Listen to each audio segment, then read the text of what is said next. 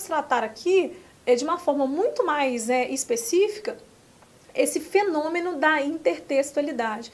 Eu posso ter várias formas de intertexto, né, várias maneiras de fazer essa referência, né? Então, nós vamos aqui ver hoje como esses fatores de intertextualidade podem auxiliar aí na nossa compreensão da intenção discursiva, do objetivo comunicativo de um determinado texto. Pensando na intertextualidade, eu cito para vocês o que é uma epígrafe. Dentre as várias formas aí de intertexto, a epígrafe ela constitui aí uma escrita introdutória à outra. Tem como principal objetivo sintetizar o que vai ser discutido de forma analítica. A epígrafe ela geralmente vem no início dos capítulos de livros, né, ou de uma canção, né, ou de um poema. Ela vai sintetizar, né, uma ideia, a ideia que se quer introduzir sobre o assunto que vai ser discutido, né, posteriormente. Então ela serve como um resumo, uma síntese, um cartão de visita quase, para que a informação, né, seja já pré-discutida, ou que o autor, né, o leitor, possa fazer as primeiras inferências sobre o que vai ser discutido aí posteriormente. Ok? Além da epígrafe, nós podemos citar a citação. A citação ela pode ser produzida de duas maneiras diferentes. A citação é quando eu me referencio, eu uso informações teóricas, né, ou textuais, né, portanto, de outros autores. E esse uso de citações pode ser de uma forma direta, em que eu faça uma indicação explícita a quem eu estou me referindo, ou aí de uma forma implícita, né, que eu posso também estar produzindo aí processos de citação. Mas de uma forma explícita, né, e muito contundente, a citação seria uma transcrição do texto alheio marcada por aspas, que seria a citação direta. Então eu trouxe aqui um exemplo para vocês exatamente de uma citação, né? O desenvolvimento de uma estratégia de marketing envolve dois aspectos, a definição do mercado-alvo e a definição do composto de marketing, ou, mais especificamente, decisões sobre os 4Ps. Isso é uma citação da área de comunicação, na área de marketing, em que alguns autores que estão citados aqui, e o ano de publicação também, então eu referencio esses autores citando-os, fazendo um processo, portanto, também de intertexto, chamando-os para contribuir no meu processo de argumentatividade, ok? Bem, além dessa citação, temos aí a paráfrase. A paráfrase, ela é uma construção aí discursiva, que é uma reprodução do texto do outro com a palavra do autor. Ela não se confunde com plágio, pois o autor deixa claro sua intenção e a fonte. Muito utilizada em textos jornalísticos, textos acadêmicos. Eu trouxe para vocês aqui um exemplo de paráfrase. Aparentemente, há uma grande confusão entre paráfrase e paródia. Nós vamos tratar desses dois conceitos aqui, né, nesse nosso módulo. A paráfrase é uma citação realmente com a mesma intenção discursiva, isto é, com o mesmo objetivo comunicativo. Eu utilizo desse formato, né, desse discurso que foi produzido anteriormente, eu me aproprio exatamente dele para construir o meu discurso. E eu trouxe para vocês aqui, a título de exemplo realmente, essa imagem, né, que nós temos aí, uma imagem clássica, né, dos Beatles atravessando a rua, e aqui o outro exemplo, que é da família Simpsons, que também está sendo utilizada essa mesma configuração. É importante pensar que algumas pessoas poderiam imaginar que esse é um exemplo de paródia, exatamente pelo fato da gente usar uma família, né, são personagens de uma série que trabalha com humor e com a ironia. Porém, como a apropriação do discurso não inverte a ordem do primeiro exemplo, no caso dessa imagem dos Beatles atravessando, clássica dos Beatles atravessando a rua, e também ela não inverte esse valor inicial, porque a família também está passando ali. causa humor, causa o riso também, imaginar que eles estão se apropriando desse discurso. Mas é exatamente a mesma intencionalidade do que o primeiro texto, né? Eles não estão rompendo com o valor, né, do discurso original. Não há uma crítica, portanto, ao discurso primeiro, que é, no caso, a imagem dos Beatles atravessando a rua.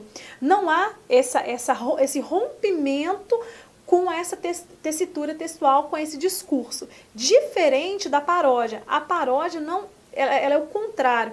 Ela realmente tem a intenção, como a gente vai ver aqui, de rasurar com esse discurso inicial, romper com essa intenção discursiva do primeiro locutor. Vamos à paródia?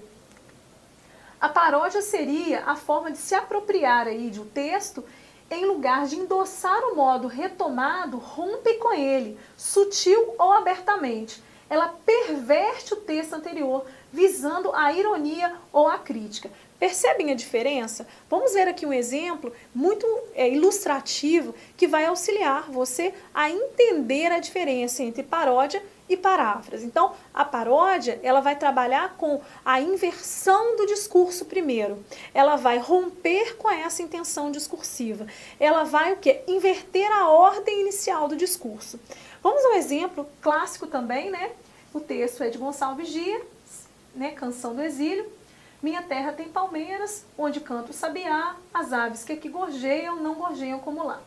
O texto paródico aqui é de Oswald de Andrade, Canção do Regresso à Pátria.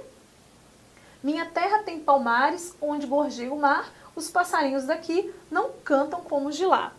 Percebem como há esse rompimento, apesar de eu também utilizar várias palavras e expressões do primeiro discurso de Gonçalves Dias, no próprio título, Oswald já vai romper com essa discursividade, ao dizer que é canção do regresso à pátria, né? Então é o inverso do que o Gonçalves Dias diz.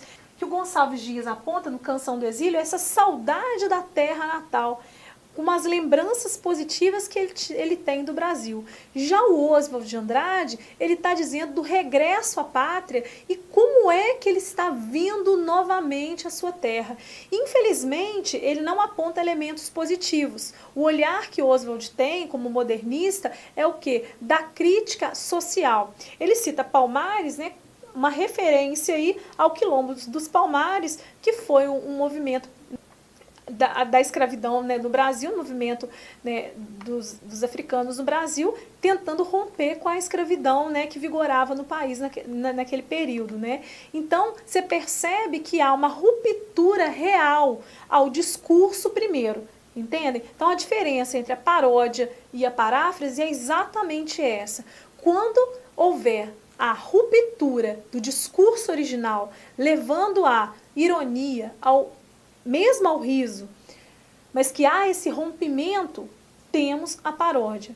Já a paráfrase, ela perpetua a intenção discursiva do primeiro modelo, né, dessa referência que está sendo utilizada. Não há uma inversão do valor, apenas há o quê? Uma utilização do formato, dessa linguagem que também foi utilizada no primeiro discurso, a modernizando, no caso do exemplo que eu trouxe para vocês, né, da família Simpsons atravessando aí, né, a famosa rua. Outro exemplo de intertexto, né, de intertextualidade, é a tradução, ok?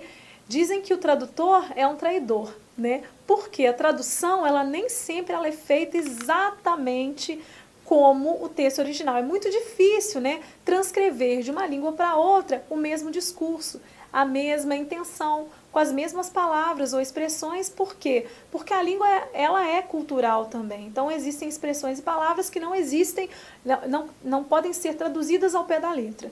Mas a intertextualidade, né, ela é essa capacidade de tradução, no caso do exemplo desse intertexto, em que eu posso traduzir de um idioma para outro aqui, ok? Então esse é o exemplo que eu trouxe para vocês, né, que representa aí, né, um exemplo da intertextualidade por tradução. Outro exemplo que nós podemos citar é sobre a alusão, que seria a referência a uma obra de arte um fato histórico ou um autor, para servir de termo de comparação e que apela à capacidade de associação de ideias do leitor. Bem, a alusão é um processo intertextual muito difícil de ser identificado, porque ela vai exigir muito conhecimento teórico, né, ou conhecimento de mundo, cultural do leitor. Assim como os demais, né, exemplos de intertexto. Mas a alusão ela não é explícita como os demais exemplos que a gente pode perceber aqui. Ok? Eu trouxe um exemplo para vocês sobre a intertextualidade por alusão que pode talvez esclarecer bem, né, essa definição e esse fenômeno. Certas coisas não combinam. Vodol, seu pé merece ser bem tratado. É interessante a gente observar nessa propaganda, né, que ela faz uma alusão a quem? Aos contos de fadas, correto? Ao que, né, que é da Cinderela, do sapatinho de cristal. Agora, imaginem um pé lindo, maravilhoso, num pezinho de cristal.